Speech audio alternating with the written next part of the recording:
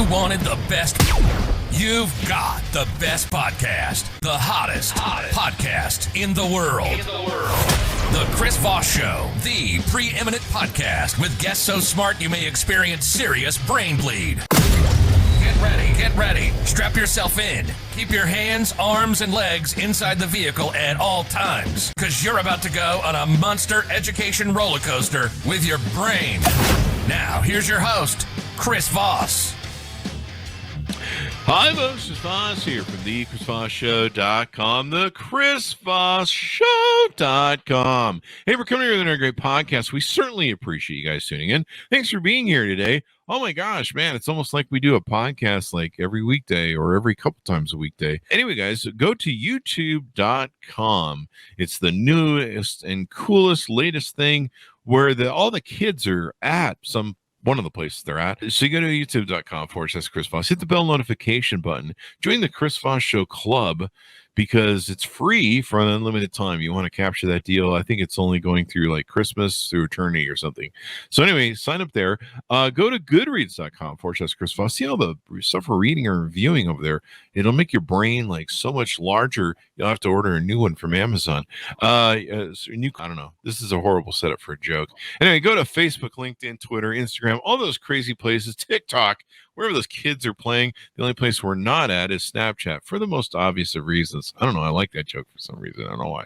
Anyway, guys, if you want to get a nude pictures of the logo, I suppose you can do that or something. I don't know, whatever. Anyway, funny. So, guys, we have an amazing author on the show. We always have the most amazing people. What we do is we go on the Google machine there. We type in amazing, brilliant minds and authors, and then we have them on the show because God knows I'm the one sucking most of the brilliance out of the show with my 5 IQ, I think is what I have. So we're excited to announce my new book is coming out. It's called Beacons of Leadership, Inspiring Lessons of Success in Business and Innovation. It's going to be coming out on October 5th, 2021. And I'm really excited for you to get a chance to read this book. It's filled with a multitude of my insightful stories, lessons, my life, and experiences in leadership and character. I give you some of the secrets from my CEO entrepreneurial toolbox that I use to scale my business success, innovate, and build a multitude of companies. I've been a CEO for, 33, 35 years now. We talk about leadership, the importance of leadership, how to become a great leader, and how anyone can become a great leader as well. So you can pre-order the book right now wherever fine books are sold, but the best thing to do on getting a pre-order deal is to go to beaconsofleadership.com. That's beaconsofleadership.com. On there you can find several packages you can take advantage of in ordering the book, and for the same price of what you can get it from someplace else like Amazon, you can get all sorts of extra goodies that we've taken and given away. Different collectors, limited edition, custom made numbered book plates that are going to be autographed by me. There's all sorts of other goodies that you can get when you buy the book from beaconsofleadership.com. So be sure to go there, check it out, or order the book wherever fine books are sold. Anyway, guys, we have enough of the delays. We have an amazing author on the show. His name is Jeffrey Spahn, or Jeff Spahn, we'll call him today, I think. He is the author of the book coming out January 11th, 2022, according to Amazon as of this date. We the Leader. Build a team of equals who all lead and follow to drive creativity and innovation. Drive creativity and innovation. We're going to be talking about his forthcoming book. And I'm really interested in this because I just put out my book on leadership, and it wasn't very in-depth when it came down to leadership. I wasn't trying to write an encyclopedia, but it was really interesting about what he touches on, and we'll get into some of the details of that. Jeff Spahn is a pioneer in leadership, forging a new, evolved theory and practice of leading that meets today's challenges and opportunities. With more than 20 years at the helm of Leading Leaders Incorporated, Jeff has drawn on his hands-on research and business leadership expertise to develop a proven process that transforms complexity into innovation and optimal business outcomes. He inspires leaders to move beyond the industrial age concept of collaboration and reimagine traditional leadership hierarchies and embrace an innovative process for leading and following at the same time. The same action, a seismic shift designed to the unique demands of the digital age. Welcome to the show, Jeff. How are you? I am fabulous, Chris. Thanks. Fabulous, darling. Fabulous. Yes. I'm like pulling from all sorts of different resources here. Anyway, guys, give us your plugs, your .coms, or wherever you want people to look up your brilliance on the interwebs. www.wetheleader.com. Wetheleader.com. Just activated that website, and it's features the book and a quiz and access. You can get deeper into the process and follow up our conversation. Wetheleader.com. That's pretty awesome. You got that. That's awesome. Yeah. That's a great thing. Good. Usually I'd be worried about fascists getting a hold of that, but it's good that you have it. Well, but there's still time. Take over the world from a number of different angles, There you go. It sounds like you have a plan. Jeff, what motivates you want to write this book? Chris, I grew up in eastern Ohio in the foothills of Appalachia. And I, along with a group of teenagers, had an experience there along the Ohio River that we will never, ever forget. And as a team, we just outperformed ourselves and transmuted ourselves into an excellent team and had a victory that was a superb upset. But more than that, what happened is we, at least in my experience, had an out-of-body experience and felt like I moved into another realm, another dimension. And often we talk about this in terms of collective zone, and we hear about it. Many of us has experienced it at one time or another, or have seen it unfold, whether in the arts or in athletics. And this experience marked me because I began not at 16, but in my early 20s, I began to wonder, did that really happen? And then if it did, how can I translate that energy into my own life and into teams and organizations that I'm a part of? And what was the team that you guys had there in the Appalachian? No, it was a football team, a high school football team. Okay. Yeah, yeah. Yeah. And give us an overarching rundown of the book and what's inside of it. Yeah, there's the overall theme. It starts with the idea of, hey, collective flow really happens. I draw upon my experience and other people's experiences, whether in the arts or athletics or business and in a number of different venues and situations. And then I say, hey, consistent flow happens periodically. Let's take a look at having consistent or collective flow happens periodically. Let's look at having collective flow happen more consistently. And if so, how can we make that happen? And then the book unfolds from there. And one of the foundational pieces of this innovative leadership is the term consilience. And it is rooted in Edward O. Wilson's book of that title some 20 years ago. And he basically says the fundamental evolutionary impulse of life itself is the jumping together of two opposite energies. For example, in the creating of a human being, jumping together of opposite sexes to create something new. And that foundation of creating through our differences, it runs throughout We the Leader, and is a core premise and assumption. And then, to your point, in terms of the alpha leader, we begin to address how that happens and how to integrate a more equal approach to leadership within the context of hierarchy. And we start with me, the leader, the diversifier. Everybody's different. Everybody's totally unique. And we can really only lead our own life. And we could talk more about that. And then the second section is about the common leader or the common purpose, the equalizer. Because we all follow a common purpose within an organization, we're all equal. No matter where we are within the hierarchy, everyone's a follower of a purpose. And that's the equalizer. And then in the final section, we talk about the unifier of we the leader, and how do these different people who are leaders of their own lives and followers of a common purpose are now one identity is everyone's a leader follower. So how do you make that work? How do you get united and in sync with creativity and execution? Mm-hmm. So it's interesting what you proposed, and like we talked about in the pre-show, I was really, when I got your thing, I saw that build a team of equals who all lead and all follow to drive creativity and innovation. And of course, we know the adage of too many cooks in the kitchen and other things. So this is a new leadership paradigm you're suggesting. So how does, give us a touch on how this works? We need to read the book, of course, to find out, but. Sure. So there is the shift I'm proposing, the observations I'm making is that our organizations are more than just a hierarchy of leader or follower, but another identity that's already there, and I'm trying to observe and to reflect and magnify, is that everyone within that hierarchy, everyone is a leader of their own life. I'm the only one who really knows my feelings, my thinking, my experiences. No one has had the experiences that I've had. I'm totally unique. We get that. We hear that all the time.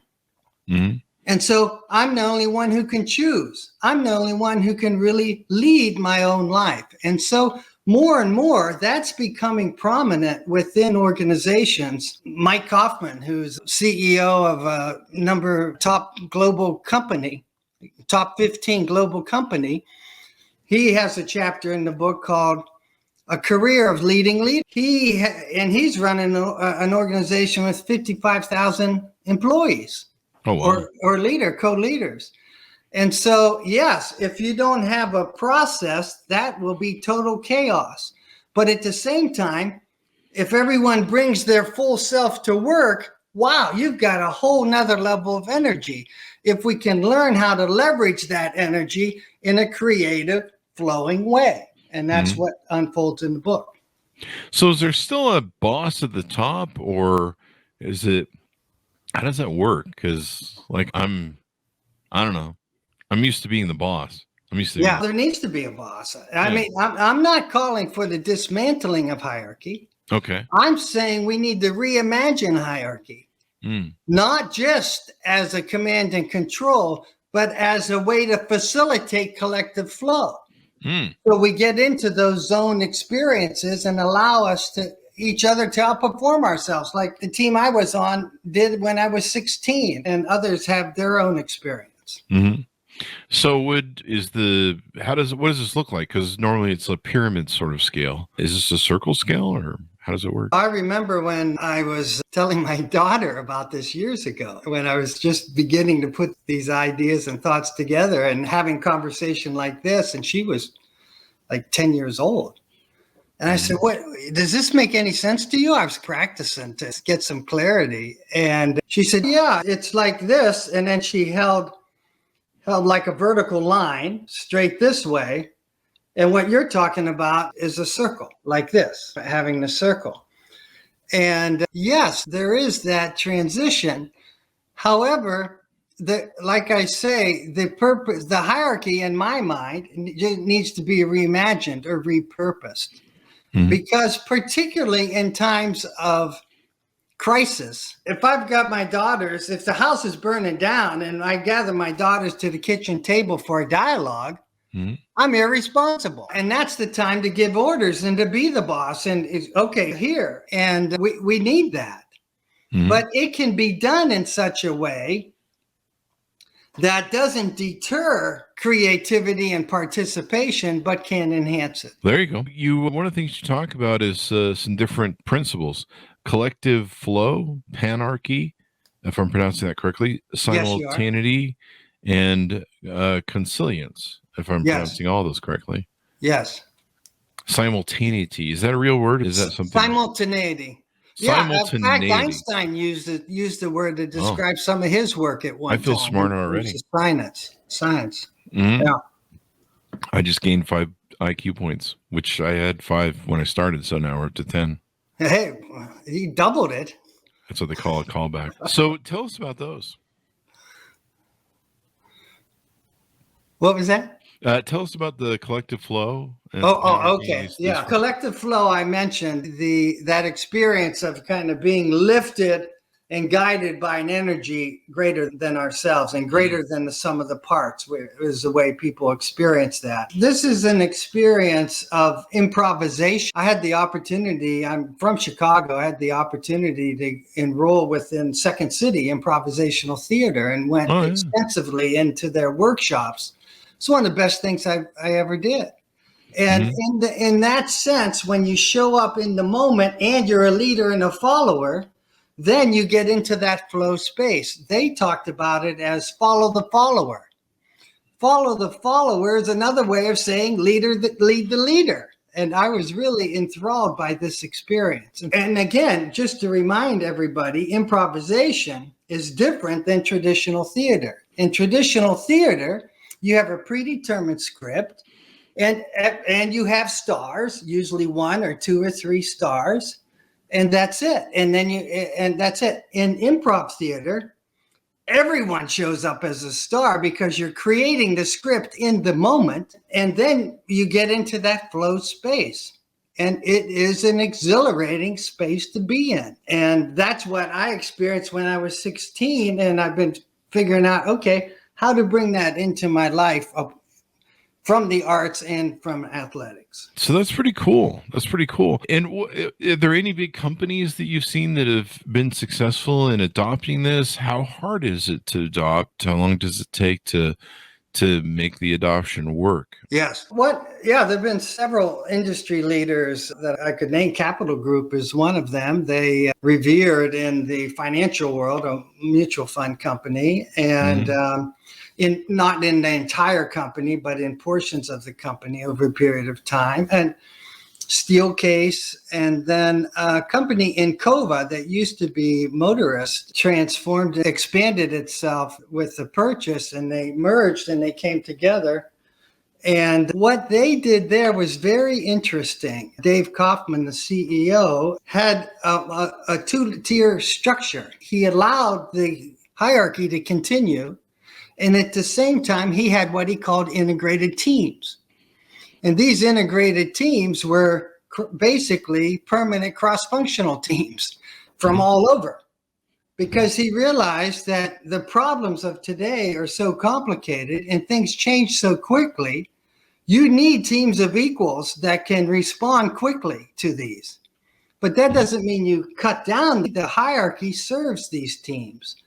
And so that was one example of it, more on an organizational level, this application. People are using this. It's successful. It's unique. Do you see this being adopted wide scale across a new sort of management paradigm then? I certainly do see it. I really think the time is exceptional, because we got the resignation, the people leaving work. Why are they leaving work? They're leaving work because they're not being treated as a full human being. And they want to come to work and bring their whole selves to work and be respected as a full human being. And if you only have hierarchy, that's not happening. And you can have the integrated teams that Dave created, this equal experience within the hierarchy, in a way that the hierarchy feeds that and they feed each other. It doesn't have to be mutually exclusive. And people want that. They can step into their fuller selves and bring and lead themselves while at work and not have to leave part of themselves at home. Mm-hmm. So it's pretty interesting. So the best thing to do is for people to read the book. I know that you do some consulting. You've got your website where you help people along, get them familiar with the process and stuff. I've always looked at, one of the things that was really interesting to me when I saw the PR pitch for your book was every leader, if you're a smart leader, you want to get the best out of people. And there are people that you try and, if they have leadership qualities or the potential to be leaders, you want to keep them within the organization. You want to identify them. You also want to develop them. You want to make them feel empowered, especially in a world that we're living in right now where there's a lot of turnover, where people aren't feeling fulfilled. And they're like, this job is doing it for me. And you want to propagate those people and make them go there. But then on top of that, you have to identify the people who aren't going to be leaders. I've been guilty in my past of promoting salespeople to sales management positions. That was like the dumbest idea ever. It's like, great salespeople don't make great sales managers. So I've been guilty of that and learned that in the hard way. And then the hardest part is you can't just put them back into sales, at least not within your organization. You've got to eject them and burn it. And you're just like, just burn a great salesman. I think once we pulled it off, but he was a really extraordinary salesman. He wanted to go back. But so do you think your model here would be the best way to do that? Develop leaders in an organization, identify them, and bring. You bring up a very interesting situation that I've come across a number of times about someone who is a successful salesperson and then gets promoted to an internal position, And that's not always for everybody, but there's a big shift that needs to happen there. Being an external salesperson is often like playing golf. It's you. And you got some people around you, caddies carrying your stuff, but it's an individual effort primarily.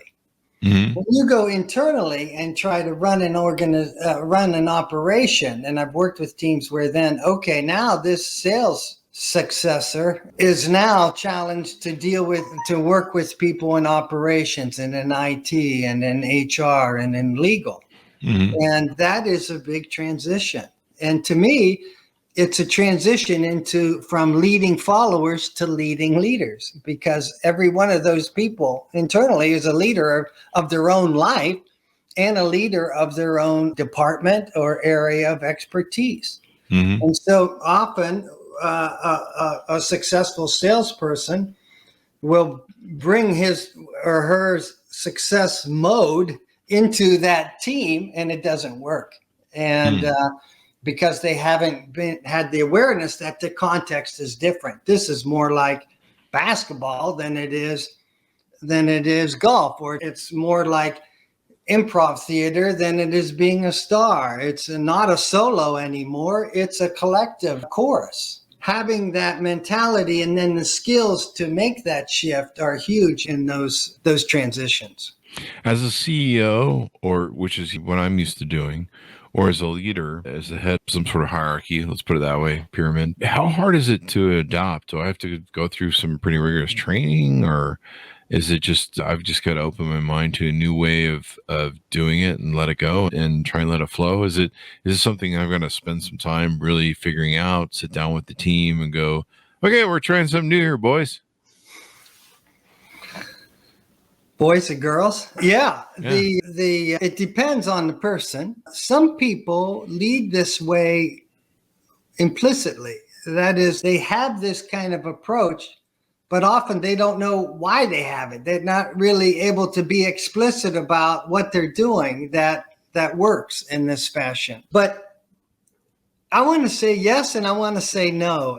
So for some people, it's just a matter of understanding and getting clear on what they're already doing. And for other people, it takes more of an effort. And there are core steps, and the key beginning is learning to more in depth lead one's own life. And that includes all the basics of self-awareness and being able to be aware and to observe oneself and to more and more in the moment make choices from my own centered self rather than just reacting to other people or external circumstances. That's foundational to leading one's own life and to leading leaders. That's a core practice, as well as what I call curious conviction. Tell us what that means. To me, the curious conviction is the way we lead each other as leaders. And there's 3 steps to it. Okay. Let's step back before we get to the 3 steps. Okay. So I remember talking to a CFO of a major financial company about this notion of curious conviction. And he was like, hey, now wait. I know how to bring a conviction in one moment, and I know how to bring a curiosity in another moment, but how do I bring a curiosity and a conviction at the same time? And to me, that is a fabulous question, because that if as I do that, as your team does that, and you do that, you start to unlock and move into that area of collective more and more consistently. But so often we do one, we either lead with our conviction or we follow with our curiosity. We either learn. We either teach with our conviction or we learn with our curiosity. And this is the either or of what we've inherited as leadership. You either lead or you follow. Mm-hmm. And that's great. But now's the time to build on that, to have consistent collective flow by learning to lead and follow at the same time in the same action via a curious conviction. Now, you've got something I'm looking at here on your website called, let me see if I can say that word right. Is it scale? Oh, it disappeared on me. It's going through the simultaneity. You've got an assessment thing for leadership, a 1 minute assessment gauge on here. Tell us a little bit of that, because I'm curious. I'm actually going through it here. Great question. You're asking about the term simultaneity. The term, but I'm also, what does this do on your website? I think this is cool. The quiz. The feature, the quiz, yeah. Yeah. So the term simultaneity is comes from the notion of simultaneously and spontaneity. And so simultaneity is an attempt to integrate those two. And what we're integrating here is the idea of leading and following at the same time. Two seemingly opposite ideas that we're doing at the same time. Mm-hmm. Now, that's an example drawing back to consilience that I mentioned earlier in the beginning of our conversation. The jumping together of opposites is the fundamental evolutionary impulse that creates life and sustains life. We're bringing that same principle to leadership, that it's the jumping together of leading and following that opens up a new area of innovation and collective innovation more and more in the moment. Okay. And so that's what simultaneity is about. Leading and following is a term that encapsulates leading and following at the same time through a curious conviction. Okay. Okay. And the quiz helps a person gauge, how much am I a leader? Am I a follower? When do I lead and follow? Where am I already doing this? And how can I learn to do more? You know, so it helps. It's a self-reflective exercise. This is an interesting question that I'm confused on. I'm not sure if it's because I'm producing the show and doing a few things in my brain at once. How often do you experience synergy greater than the sum of the parts? Yes. How often? Yeah. What is it? Synergy in what context? This is in the context of a team. Okay. Of an organizational team. And to me, synergy is another way, different takes on the word, but it's that notion of, people talk about it as the energy greater than the sum of the parts. It's that notion of, wow, we're really in a flow space here. We thought this was going to take us all weekend, and it's Friday it's noon on midnight on Friday, and we're done with this. How do we do that? These moments when people come together and then create something that just wows them. And that's what we mean by the synergy collective flow. Oh, that's pretty cool. What else do we want to tease out or touch on in your book that can entice people to pick it up? I think one thing is this whole notion of DEI. It's huge. It's paramount for organizations and our society. And to your point about the hierarchy, we're trying to implement DEI, diversity, equity, inclusion, within the context of a hierarchy that is built upon conformity, inequity, and exclusion. The opposite of diversity, equity, and inclusion. And we need to recognize this shift in context if we're going to be successful in our DEI programs. And what I've had my clients tell me is that we, the leader, in their experience, we, the leader, is a diversity, equity, and inclusion operating system. So it's not about going to training. It's about, celebrating and experiencing our diversity, showing up as equals to each other, and not just including, but valuing everybody. That's the fundamental operating system of we, the leader, that I outlined in the beginning. We have me, the leader, the diversifier, the common purpose as the equalizer, and we, the leader, as the unifier. Everyone's different, everyone's equal, and everyone's not just included, but everyone is vital. And the metaphor there is a puzzle. We each have our pieces of the puzzle, and we need to bring them forward and not hold them back or not impose ours as the whole piece in order to get into this collective flow space. Oh, very interesting. Very interesting. Is that making sense? Is that? Yeah. I've got to get into the book and really dig into the book, but we've given a nice tease out to listeners so they can get an idea and pre-order the book. Anything else you want to touch on or tease out? Read the book.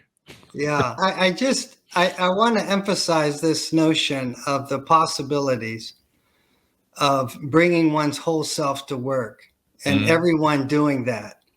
And it doesn't have to result in a cluster mess of too many chefs in the kitchen. Often it does, but we can get beyond that. And we are getting beyond that. And that's the future of leadership. Leadership is evolving. I mean, before 1969, leadership was primarily about one boss, command and control. And that was necessary. And then in 69, we came up with these ideas of servant leadership and situational leadership. You either lead or you follow. And that was a huge point of evolution. It was spectacular. And that's what collaboration is about. But what's evolving now, given the complexity of our world and this torrid change, is we need to learn how to get into collective flow consistently, not let it just be an accident. And in order to that, we need to lead and follow at the same time. And then we get into that collective flow. So it's evolving from one leader to lead or follow to lead and follow. And I like to use that term evolve because when I say evolve, I mean include and transcend. We're not dishing the need for hierarchy. It's included, but we transcend it. We're not dishing the need to lead or follow depending on the situation. That's spectacular and it's very important, but we include it and transcend it to get into collective flow where we lead and follow at the same time. There you go. There you go. As we go out, give us your plug so people can find you on the interweb, Jeff, and get to know more about you. I'm just plugging the www.wetheleader.com. Wetheleader.com. The website is up and love for you to visit, take the quiz, and get further acquainted. There you go. There you go. Thanks for coming on the show, Jeff. We really appreciate you coming by. Chris, it's been fun. Thanks for having me. Thank you. And thanks to my audience for tuning in. Go to youtube.com/Chris Voss. Hit that bell notification button. Go to goodreads.com/Chris Voss. See everything we're reading and reviewing over there. Also go to the Facebook, LinkedIn, Twitter, Instagram, all those different places. There's the big LinkedIn newsletter that's really hot right now. That thing's going off pretty good. Check that out as well in our big groups over there. Thanks, Miles, for tuning in. Be good to each other, and we'll see you guys next time. So we're excited to announce my new book is coming out. It's called Beacons of Leadership, Inspiring Lessons of Success in Business and Innovation. It's going to be coming out on October 5th, 2021. And I'm really excited for you to get a chance to read this book. It's filled with a multitude of my insightful stories, lessons, my life, and experiences in leadership and character. I give you some of the secrets from my CEO entrepreneurial toolbox that I use to scale my business success, innovate, and build a multitude of companies. I've been a CEO for 35 years now. We talk about leadership, the importance of leadership, how to become a great leader, and how anyone can become a great leader as well. So you can pre-order the book right now wherever fine books are sold, but the best thing to do on getting a pre-order deal is to go to beaconsofleadership.com. That's beaconsofleadership.com. On there you can find several packages you can take advantage of in ordering the book, and for the same price of what you can get it from someplace else like Amazon, you can get all sorts of extra goodies that we've taken and given away. Different collectors, limited edition, custom made numbered book plates that are going to be autographed by me. There's all sorts of other goodies that you can get when you buy the book from beaconsofleadership.com. So be sure to go there, check it out, or order the book wherever fine books are sold.